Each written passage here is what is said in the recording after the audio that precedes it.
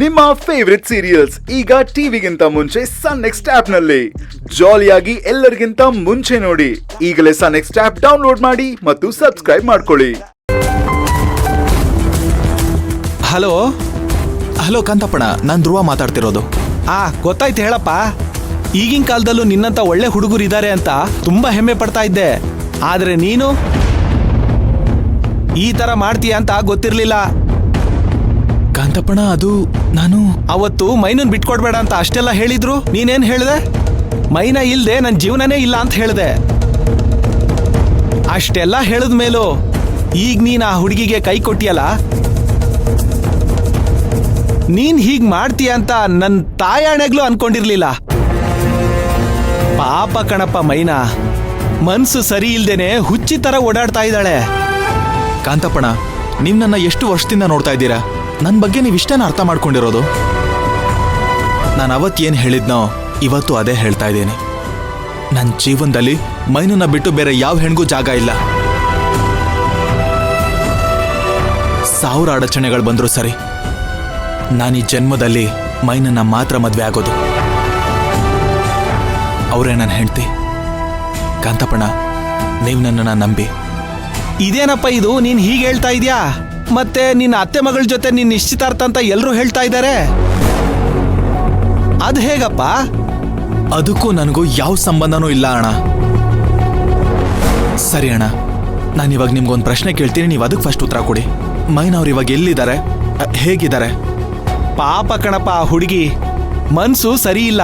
ಹಾಗೆ ಸುತ್ತಾಡ್ಕೊಂಡು ಬರ್ತೀನಿ ಅಂತ ಆಚೆ ಹೋಗಿದ್ದಾಳೆ. ಧ್ರುವ, ನಾನು ಮತ್ತೆ ಮತ್ತೆ ಹೇಳ್ತೀನಿ ಅಂತ ತಪ್ಪು ತಿಳ್ಕೊಬೇಡ. ಮೈನನ್ ಮಾತ್ರ ಯಾವುದೇ ಕಾರಣಕ್ಕೂ ಕೈ ಬಿಡಬೇಡ. ಮೈನ ಅವ್ರನ್ನ ಬಿಡೋದು ಒಂದೇ, ನನ್ನ ಪ್ರಾಣನ ಬಿಡೋದು ಒಂದೇ. ನನ್ನಿಂದ ಯಾವತ್ತೂ ಅವ್ರನ್ನ ಬಿಟ್ಕೊಡೋದಕ್ಕಾಗಲ್ಲ ಅಣ್ಣ. ಮೈನ ಅವ್ರು ಮತ್ತೆ ಬಂದ್ರೆ ಅವ್ರಿಗೆ ನಾನಿದ್ದೀನಿ ಅಂತ ಧೈರ್ಯ ಹೇಳಿ ಪ್ಲೀಸ್. ಆಯ್ತಪ್ಪ.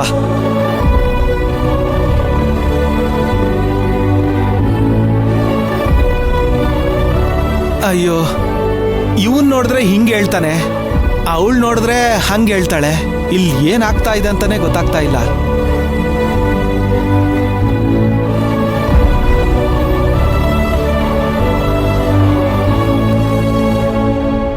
ಮೈನಾ, ಆಚೆ ಹೋಗಿ ಬಂದ್ಮೇಲೆ ನಿನ್ ಮನ್ಸಲ್ಲಿರೋ ಭಾರ ಎಲ್ಲ ಕಡಿಮೆ ಆಯ್ತಾ?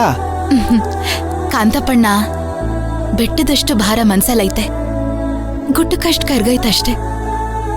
ಯೋಚನೆ ಮಾಡ್ಬೇಡ ಮೈನಾ. ನಿನಗ್ 1000 ಕಷ್ಟ ಬಂದ್ರೂ ಕೆಳಗ್ ಬೀಳ್ದಾಗೆ ನಿನ್ನ ಎತ್ತಿ ಹಿಡಿಯಕ್ಕೆ 100 ಮನ್ಸುಗಳು ನಿನ್ ಸುತ್ತಲೂ ಇದೆ. ನೀನೇನು ಚಿಂತೆ ಮಾಡ್ಬೇಡ, ಎಲ್ಲ ಒಳ್ಳೇದಾಗುತ್ತೆ. ಆದಷ್ಟು ಬೇಗ ನಿನಗೂ ಧ್ರುವಂಗೂ ಮದುವೆ ಆಗುತ್ತೆ.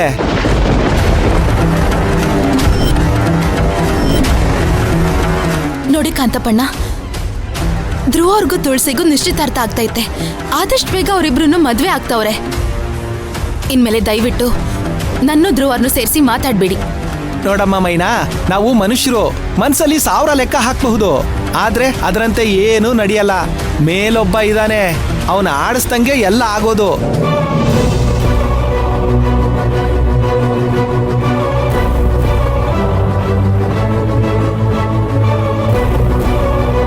ಬೊಂಬೆ ಆಡ್ಸೋನು ಮೇಲೆ ಕುಂತವನೆ, ನಮ್ಗೆ ನಿಮ್ಗೆ ಯಾಕೆ ಟೆನ್ಷನ್ನು, ಲಗಾಮು ದೇವ್ರ ಕೈಯಲ್ಲಿ ನಾವೇನ್ ಮಾಡೋಣ.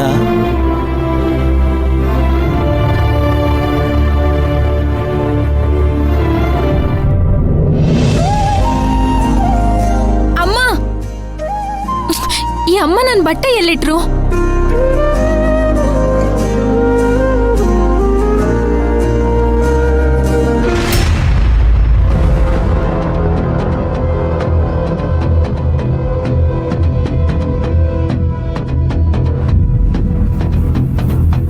ಇದು ಅಮ್ಮನ ಹ್ಯಾಂಡ್ ರೈಟಿಂಗ್ ತರ ಕಾಣಿಸ್ತಿಲ್ವಲ್ಲ. ಅಮ್ಮ ಬರೆಯೋ ಡೈರಿ ನೋಡಿದ್ರೆ ಗೊತ್ತಾಗುತ್ತೆ. ಅಮ್ಮ ಅದ್ರ ಲೆಕ್ಕ ಎಲ್ಲ ಬರ್ದಿರ್ತಾರೆ.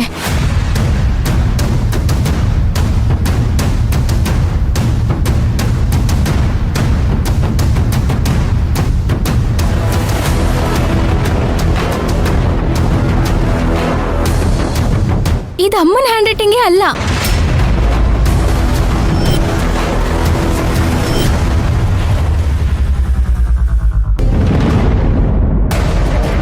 ಏನಾಯ್ತು ದೀಪ? ಯಾಕೆ ಈ ತರ ಕರ್ಕೊಂಡ್ ಬಂದೆ ನನ್ನ? ಇದೇನು ಅಂತ ಗೊತ್ತಾಗ್ತಿದ್ಯಾ? ಇದು ಅತ್ತೆ ಮನೆ ಬಿಟ್ಟು ಹೋಗ್ಬೇಕಾದ್ರೆ ಬರ್ದಿದ್ ಲೆಟರ್ ಅಲ್ವಾ? ಇದನ್ನ ಇಟ್ಕೊಂಡು ಏನ್ ಮಾಡ್ತಿದ್ಯಾ? ಅತ್ತೆ ಮನೆಗ್ ಬಂದಾಯ್ತಲ್ವಾ, ಕೊಡು, ನಾನ್ ಹರ್ದ್ ಬಿಸಾಕ್ತೀನಿ. ಹಂಗೆಲ್ಲ ಹರ್ದಾಕಕ್ಕಾಗಲ್ಲ. ಅಮ್ಮ ಕೋಪ ಮಾಡ್ಕೊಂಡು ಮನೆ ಬಿಟ್ಟು ಹೋದಂಗೆ ಲೆಟ್ರ್ ಬರ್ದಿಟ್ಟು ಅಮ್ಮನ್ನ ಎಲ್ಲೋ ಬಚ್ಚಿಟ್ಟು ಅಣ್ಣ ನಿನ್ನ ಎಂಗೇಜ್ಮೆಂಟ್ಗೆ ಒಪ್ಕೊಳ್ಳೋ ಹಾಗೆ ಮಾಡ್ಬಿಟ್ಟೆ ಅಲ್ವಾ? ಯಾಕ್ ದೀಪ ಏನೇನೋ ಮಾತಾಡ್ತಿದ್ಯಾ? ಆತರ ನಾನ್ ಯಾಕೆ ಮಾಡ್ಲಿ? ಅತ್ತೆನೇ ಕೋಪ ಮಾಡ್ಕೊಂಡು ಮನೆ ಬಿಟ್ಟು ಹೋಗಿದ್ದು, ಅದಕ್ಕೂ ನನ್ಗೂ ಯಾವ ಸಂಬಂಧನೂ ಇಲ್ಲ.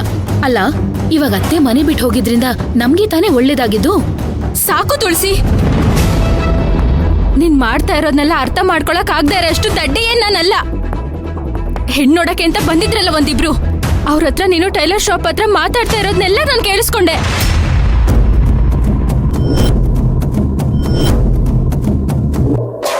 ಅಷ್ಟೇ ಅಲ್ಲ, ಇಲ್ ನೋಡು, ಇದ್ ನಮ್ಮ ಅಮ್ಮನ ಹ್ಯಾಂಡ್ ರೈಟಿಂಗೇ ಅಲ್ಲ. ಹೇಳು, ಯಾಕಿಗೆಲ್ಲ ಮಾಡ್ದೆ?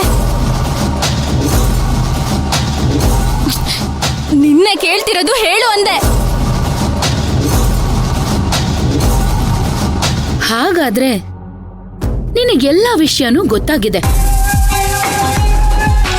ಇನ್ಮುಂದೆ ನಿನ್ನ ಹತ್ರ ವಿಷಯ ಮುಚ್ಚಿಟ್ಟು ಏನು ಪ್ರಯೋಜನ ಇಲ್ಲ. ಹೌದು, ಇದನ್ನೆಲ್ಲ ಮಾಡಿದ್ದು ನಾನೇ. ಅದಕ್ಕೇನಿವಾಗ? ಏನಿವಾಗನಾ? ನಮ್ಮಮ್ಮ ಕೋಪ ಮಾಡ್ಕೊಂಡಿದ್ದು, ಅಣ್ಣ ಮೈನನ ಬಿಟ್ಕೊಟ್ಟಿದ್ದು ಎಲ್ಲ ಅಚಾನಕವಾಗಿ ಆಗಿದ್ದು ಅಂತ ಅನ್ಕೊಂಡಿದ್ದೆ. ಆದ್ರೆ ನನಗೀಗೆಲ್ಲ ಗೊತ್ತಾಗ್ತಿದೆ. ಹೆಣ್ಣೋಡಕ್ ಬರೋ ಹಾಗೆ ಸೆಟಪ್ ಮಾಡಿ ಅಮ್ಮನ್ ಕಿವಿಲಿ ಏನೇನೋ ಊದಿ ಅಣ್ಣಂಗ್ ಪ್ರೆಷರ್ ಆಗೋ ಹಾಗೆ ಮಾಡಿ ಎಂಗೇಜ್ಮೆಂಟ್ ಮಾಡ್ಕೊಳ್ಳೋ ಹಾಗೆ ಮಾಡ್ಕೊಂಡೆ ಅಲ್ವಾ?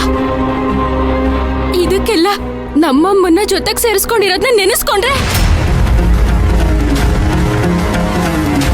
Hello hello hello Deepa. ಹೌದು, ನೀನ್ ಯಾಕೆ ಇಷ್ಟೊಂದು ಟೆನ್ಷನ್ ಮಾಡ್ಕೋತಿದ್ಯಾ?